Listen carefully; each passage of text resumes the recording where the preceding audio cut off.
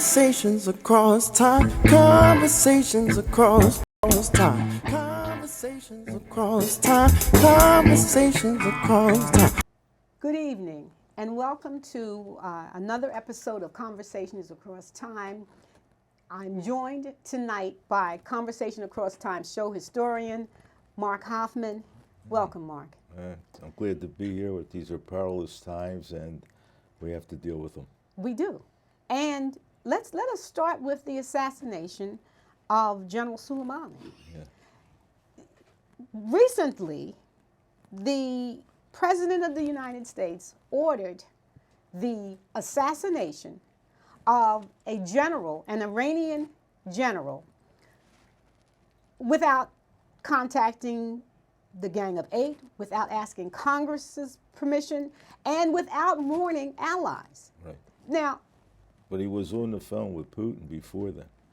and there we are. There Well, we Nancy are. Pelosi says All roads lead lead to to Putin. Putin. All roads lead to Putin. And it's an amazing thing. We've talked about this before in terms of remembering what it was like growing up during the Cold War and Russia was our enemy. To now have the appearance of Russia, the leader of Russia being able to dictate what happens in this country. But the murder, assassination, Yes. expungement of a foreign person that's part of a foreign government is against international law. And the justification for it is that there was an immediate threat, Imminent, eminent threat to the security of the United States. which they've never defined. Right, and they were all over the place. Trump said he was going to attack 4 embassies, and nobody can confirm that. The fact of the matter is that it's very problematical. We've done it before in American history, where we either had the CIA take out someone in a foreign government. It happened in Vietnam. It happened in Chile with Allende, and Vietnam with Diem. The thing that I will warn people about, nothing has happened yet. The outcome of Vietnam was not good for the United States. It was very bad. Certainly was The not. outcome in Chile was not good for the United States. So when you do stuff like that, you have to think of the consequences down the road. We almost got involved with war. Iran attacked a base that we had in Iraq, and supposedly didn't kill anyone, but they did injure some people. We were this close to a war. There's no good outcome to assassinating someone like that. It doesn't change anything. There's someone to replace him. If they had taken out Eisenhower, if the Germans had taken out Eisenhower before D-Day, they would have put Marshall in or Patton in. It doesn't matter. It's an act of revenge, and to me, it's wag the dog. Where he was facing impeachment, and he had to distract the country. And the distraction is so dangerous. The distraction is so dangerous because it could lead us into a war. And Iran, historically, Iran, the problems that exist in Iran are of the creation of this government.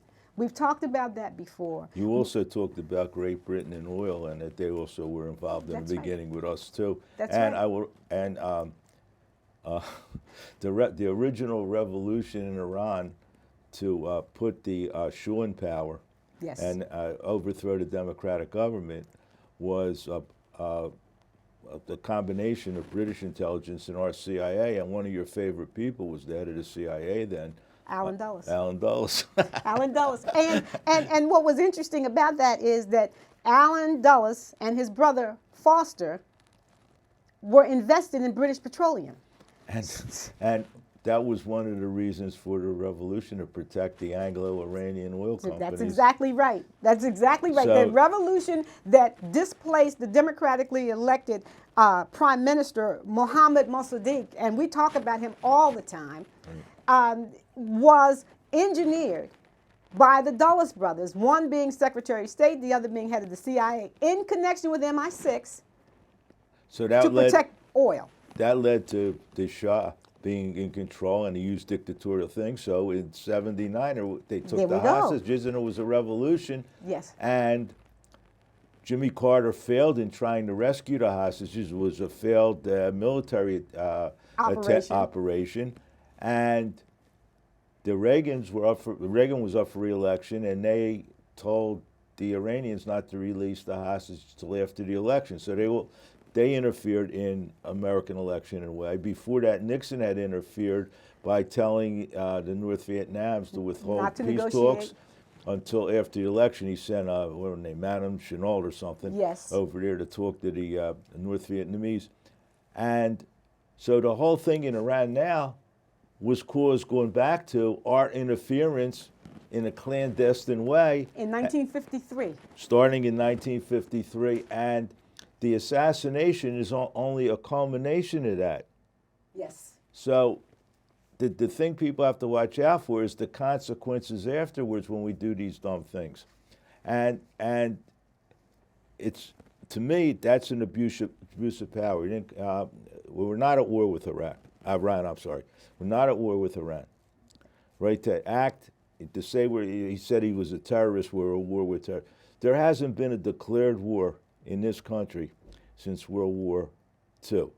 Afghanistan, I believe, is the longest war in this country's history, and never declared war. So what we really find now is the whole concept of the president has power to go to war without the consent of Congress, and there's not much Congress can do about it unless withhold appropriations, and if they do that, they're accused of putting our military in jeopardy. So what we really have to do is figure out a way where the president has to go to Congress. Now, the argument against that is, well, suppose there's an imminent attack, he has to have the right to respond immediately.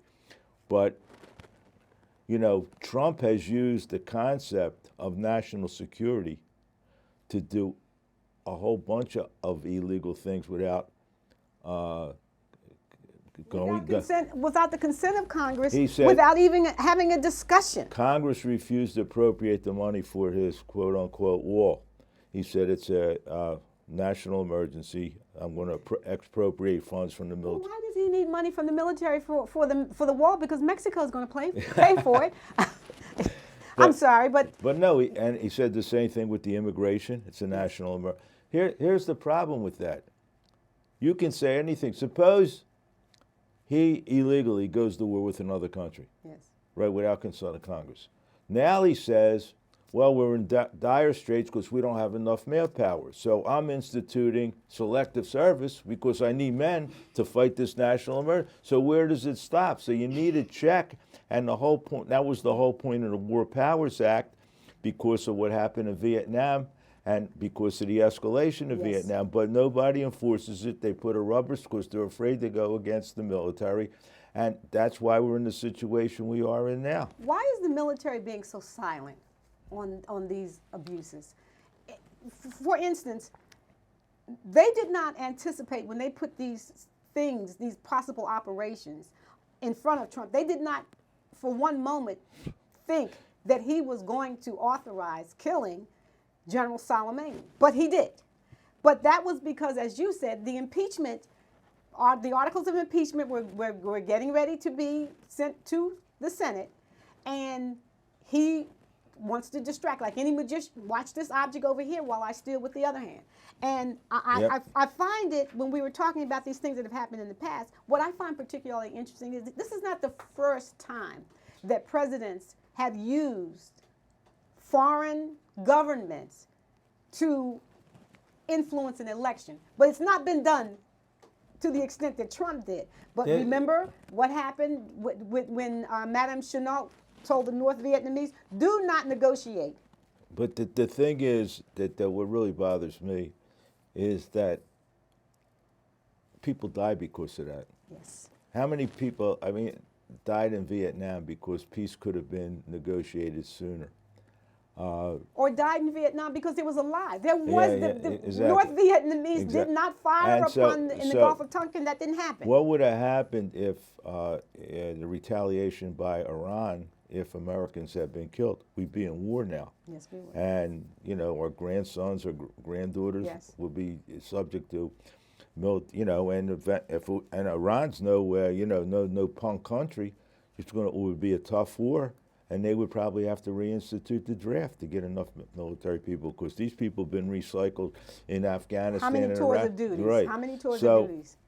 people get killed because of the silliness of our leaders, and that's happened throughout history, going back to the Roman Empire. And when you have silly leaders, when you have irresponsible leaders that don't believe in the rule of law, don't believe in the Constitution, don't believe in the government, people die.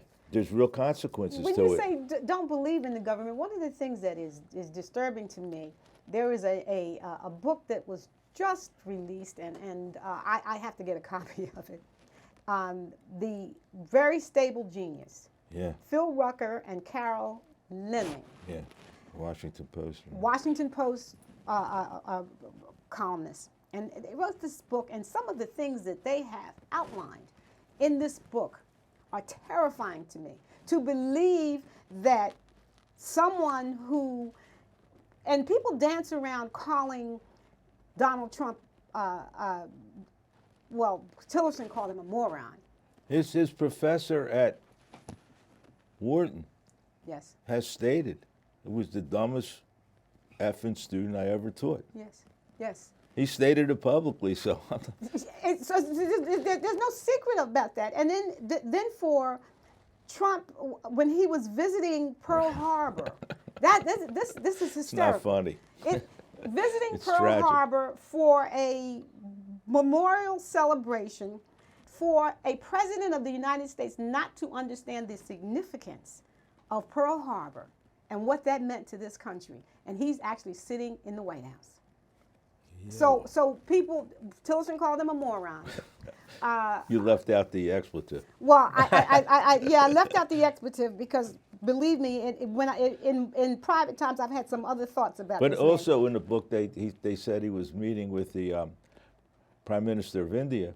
Oh, yes. and he said to the Prime Minister of India, "What do you have to worry about? You don't have a border with China. They were discussing relations with China." And they The have border it is 2,000 miles long. It's not like it's a little border. I mean, all you have to do is look at a map, and that's the border that would jump out at you almost immediately.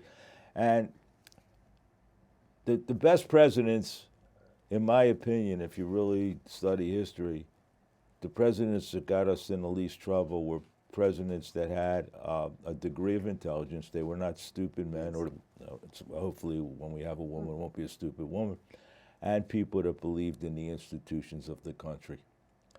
And the man we have in the White House now is neither. He's not, he doesn't want to learn. People all around him say he doesn't want to learn. And this he's not interested. He's completely not interested in the government. And supposedly, and I can't prove this, he was given his big donors at his resort a blow-by-blow description of the assassination, like it was, like a Like kid, it was an event on TV. yeah, like a kid in a bar fight coming back and talking to his buddies about how he beat up somebody else in a bar. Well, may I say this? One of the things that I find so interesting is that this is usually, there was a term that we used to call people like Trump. It was a street term for what he is. And it's not a bully, because a bully's bad enough. But Trump is, and I'm going to say this and probably get a lot of bad press for this, but I'm going to say this. Trump is what we used to call in North Philly a punk. That's what he They is. call him the same thing in South Philly. Okay, so we can agree on that. Philadelphia term, he is a punk. He's a world-class punk. And so for him to go back and report what his generals can do, and my gun's bigger than your guns, and I remember him being in the Oval Office and having the head spy in the head Russian spy in the Oval Office, showing him all the things that he had at And his saying, disposal. I'm glad I got rid of Comey because I got rid of now, Comey. yeah, right. Yes. And but also showing them, and I think the that intelligence reports. showing them intelligence reports, which led to the uncovering, the Russian uncovering of assets, foreign assets that were giving us information. But Trump has done so many things that are violative of what this country stands for. And one of the things that we have talked about here is the abandonment of the Kurds in Syria. Absolutely. That is without a doubt. And they unilaterally pulled out of Syria. They didn't Yes. consult anybody. And in fact, that's the original reason that Mattis resigned when he first pulled out of Syria, Yes. going way back. And Yes. then there was delayed and he pulled out again. And it's just sacrificing people that shouldn't The have been Kurds- so the sacrificed, Kurds that have fought been- for us, Yes. that they pulled our water. Yes, yes, The they did. entire time there. And it's not the first time they've been screwed by America. No. They were told after the Gulf War, Desert Storm, Yes. to revolt against Saddam, and we would back them, and we let Saddam slaughter them. So it's not the first time they got screwed by us. It's almost like, where if you got to screw somebody, screw the Kurds. And that's going to come back to haunt us. Yes. I don't know how many other military organizations would be prepared to support United States interests when they can see how we have abandoned the Kurds, we have left them, and that at the behest of another. Here's the problem, and we talked about this in other shows. Trump is doing Putin's bidding, and Putin is happy to get us out of the Middle East because then he Now and he becomes Iran, the big dog. they will be the big dogs and they will control what goes on in the Middle East. And Trump is more than willing to get out. And then the next step is NATO. So all of this, it's so intertangled and interwoven that the only thing we have is that he can no longer be this president. I don't think he'll be convicted in the impeachment trial. So it means to get in the streets and get a turnout. And, a lot of people talked to us before, they know that's where it's at. That if we don't turn out for the next election, we're going to have a dictatorship. We're going to have an autocrat. He talks openly. I mean, I'm sure there was presidents that harbored they wanted to be president more than two Yes. terms. Roosevelt was elected for more than two terms, Yes. of course, in wartime, and that's why we passed the amendment to limit it to 2 terms. But who openly says, I want to be president for life? No. Who openly says that? And what American politician in history ever said, I want to be president for life? Washington could have been president for life, never said. He said, 2 terms is all. That's what we should say. And he felt it was important for the republic, to preserve the republic, that he stepped down after 2 terms. Right. But he openly said, I want to be president for life. So this is a turning point. I really believe that. And I've been accused of being a pessimist and glass half empty. But to me, this is the tipping point. I mean, not so much the impeachment, because I know it's a foregone conclusion. But this election, which is only less than a year away. Okay, I want to say something to you. Our producer, Andrew Karn, Yes. said something that I think we need Yes. to share with the Yes. audience. Yes. First of all, that Pennsylvania became a red state as a result of 44,000 votes. In the city of Philadelphia, 72,000 people who normally would come out to vote did not come out to support it. 72,000 less than came out to support Barack Obama for his second term. Didn't come out to support Hillary. So he wins by 44,000, meaning that if Philadelphia had turned out, then of course Pennsylvania would have remained a blue state. And you probably could say the same about Milwaukee And I'm getting ready to Detroit. say that. Wisconsin. So the conclusion we have to draw, and is get the hell out to vote. No matter who the Democratic nominee is, Right. you must get out to vote. Right. If you don't get out to vote, then we're going to be stuck. And the last segment we quoted Franklin, and Yes. Franklin said, "I'm not crazy about impeachment, but the alternative is worse, assassination." You might not be crazy about who the Democrats nominated, but the alternative, Trump, is way worse. Exactly. So I'm thinking that we always urge our viewers to go out and vote, and anyone that's watching Conversations Across Time. This is a show for people that are interested in the intersection of history and politics. So they're already voting.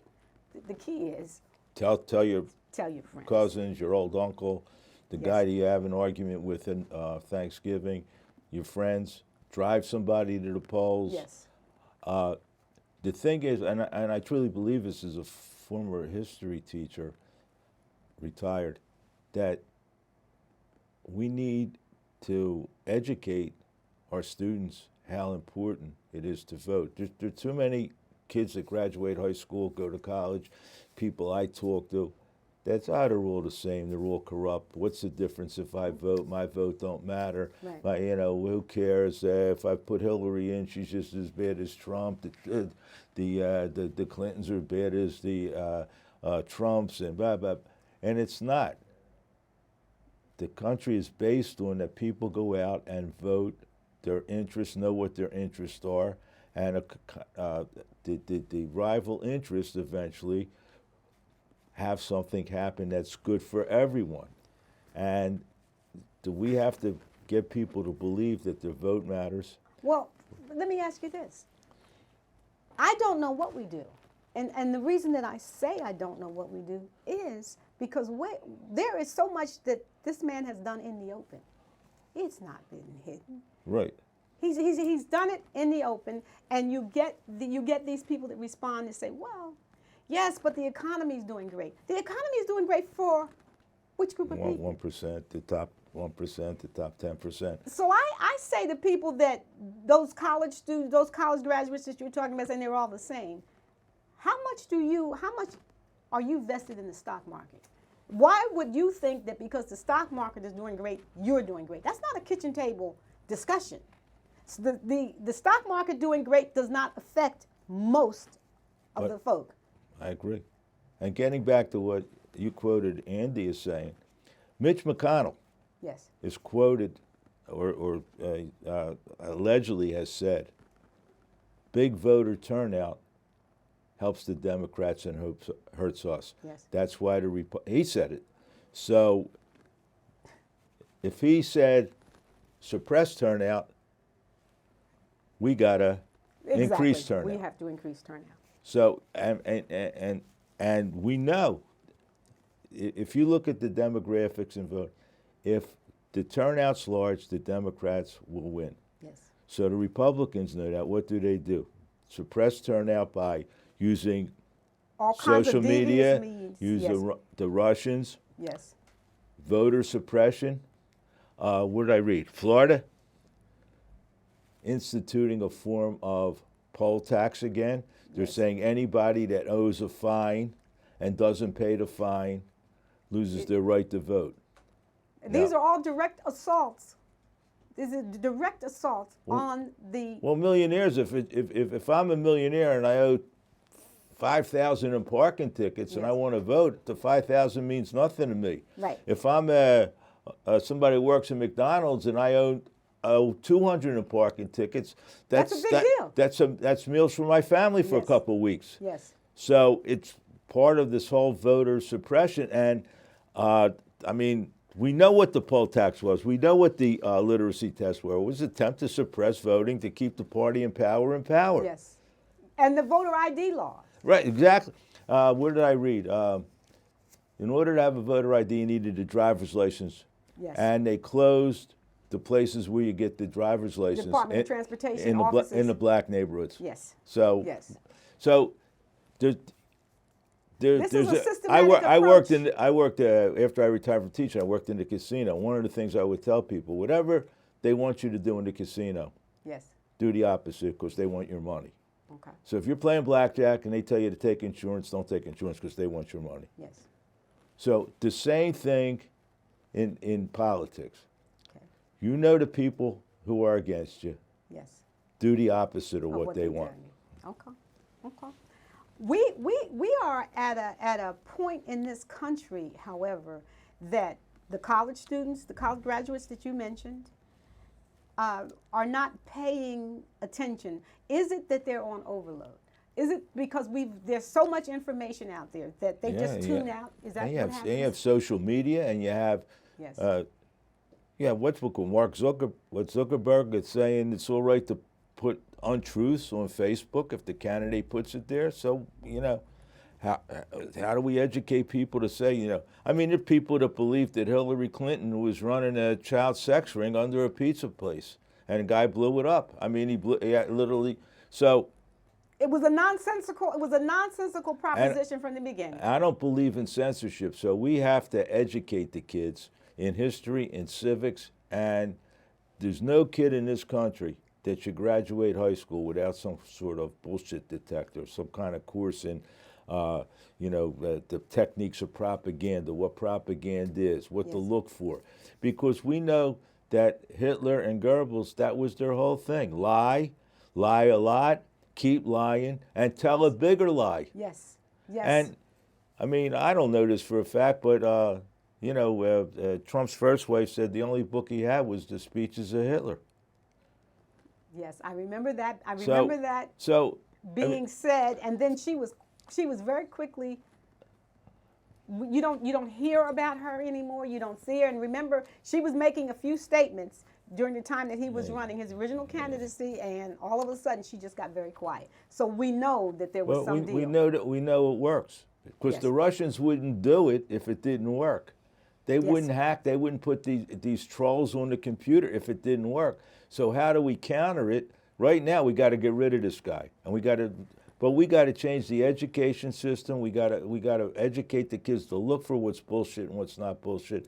We got to educate the people to vote in their own self-interest, and we got to stop this man before it's too late. Because I truly believe if he wins, I already saw people talking about if he wins again, Donald Jr. is the next president. I already see people. I got kicked off of Twitter because Trump's campaign manager said the Trumps will become a dynasty, and I responded to that tweet that, well, remember the last big dynasty, the Romanovs, what happened to them? And I got Did you really? Yeah, I got kicked off Twitter for 2 weeks because they said I was advocating the assassination of the Trump family. I think that the advocating assassination of anyone is problematic, and you would never do No, that. I wasn't. I was just pointing out a fact in history. But the thing is, there are people that are talking about a Trump dynasty. Yes. We've had dynasties. We had I won't call them dynasties. We had semi-dynasties.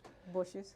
The Bushes, the Kennedys. Yes. And so all he is doing, he's making it more autocratic than the other people did, because he doesn't believe in the Constitution or the norms of this country, Mark, and that's where we're at. I have a question. I don't know that to say he doesn't believe is the accurate. I just don't think he's capable. I don't think he's capable of even understanding. Anytime a man can be at a celebration, a commemoration of D-Day, I'm not of D-Day, of Pearl Harbor. We could December 7th, 1941, a day that will live in infamy. And he asked, what is the significance of Pearl Harbor? He didn't know what happened there. I mean, so I think that he is incapable. First of all, I don't believe he can read. If he asked me what the significance was, I would have made a joke of it. I said it was when General Marshall was grabbing whatchamacallit. Yes. But we could do a whole show on what he didn't know about history, what he doesn't know about history. How he ever passed history class, I don't know. He thought Frederick Douglass was still alive. There you are. Yes. I mean, yes. he thought, I don't know this for a fact because he didn't say it, but he probably thinks the Underground Railroad was really a railroad. This is what I want to leave you with. It is important that you vote. The only way that we're going to get out of this snake pit that we are now in is that you have to go to the polls and you have to take people to the polls. We know all of our viewers vote, but you have got to encourage your friends, even people that are not your friends, you have got to get more people to come out to vote. And remember what Ben Franklin said when they asked him about what kind of government we had at the Constitutional Convention. He said, it's a republic if you can keep it. And we need to keep it by getting out to vote. So we are here, Conversations Across Time, the show that does not tell you what to think. We just want to make sure you are thinking. And we hope that you are thinking about what is happening in our republic today. Thank you. Conversations across time. Conversations across time. Conversations across time.